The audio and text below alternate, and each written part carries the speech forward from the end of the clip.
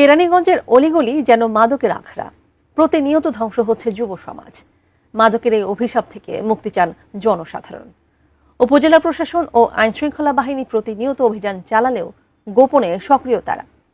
কেরানীগঞ্জ থেকে শাহিন গাজীর তথ্য, ছবিতে ডেস্ক রিপোর্ট। ঢাকার প্রাণকেন্দ্র হওয়ায় কেরানীগঞ্জের বছিলা, বাবুবাজার, পোস্তকোলা ব্রিজ মাদক পাচারকারীর রোড হিসাবে ব্যবহার করছেন মাদক ব্যবসায়ীরা। এইসব ব্রিজ দিয়ে ইয়াবা, ফেন্সিডিল, মদ, গাঁজা সহ নানা মাদক দ্রব্য সংগ্রহ করছে তারা। আইনশৃঙ্খলা বাহিনী প্রতিনিয়ত চালাচ্ছে মাদক বিরোধী অভিযানও।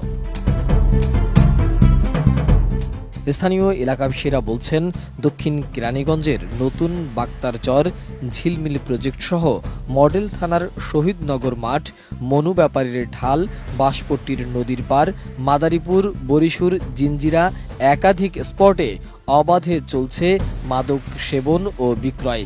এই মাদকের অভিশাপ থেকে মুক্তি চান তারা। বিক্রয় বা খাওয়া যেগুলো হইতাছে, এগুলো আমরা মাদক মুক্ত চাই।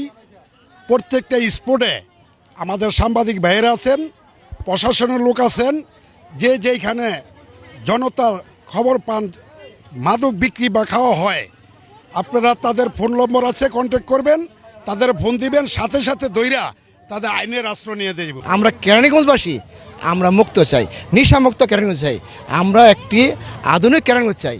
আজকে মাদক আমাদের এখন অভিশাপ হয়ে দাঁড়াচ্ছে। স্কুলের বাচ্চারা স্কুল যেতে পারে না, স্কুলের ভিতরেও মাদক খায়, রাত্রে জুয়া খেলে, তারপরে আপনার এই যে কলগার মহিলাদেরকে নিয়ে আসা হয়। বিশ্বমানের থার্মিক্স রড, সালাম স্টিল থার্মিক্স, দেশের একমাত্র থার্মিক্স রড। দক্ষিণ কেরানীগঞ্জের বিভিন্ন এলাকায় অভিযান চালিয়ে উপজেলা নির্বাহী অফিসার রিনাত ফৌজিয়া কঠোর ব্যবস্থা নেয়ার আশ্বাস দেন। পরিদর্শনে এসে একটা ঘর সন্দেহ হওয়ার পর ওটার ভিতরে ঢুকে আমরা দেখতে পাই যে ওখানে গাঁজার আসর বসেছে এবং ওখানে নেশাগ্রস্ত অবস্থায় প্রায় 4 জন পুরুষ এবং 1 জন মহিলা আছে। 1 জন মহিলা আর 4 জন হচ্ছে পুরুষ। 4 জনের মধ্যে 1 জনকে 6 মাসের জেল আর 3 জনকে 3 মাসের করে জেল আর মহিলাকে 1 বছরের জেল।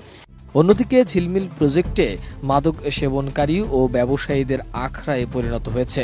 চিহ্নিত করে গ্রেপ্তার করা হবে বলে জানিয়েছে কেরানীগঞ্জ থানা পুলিশ।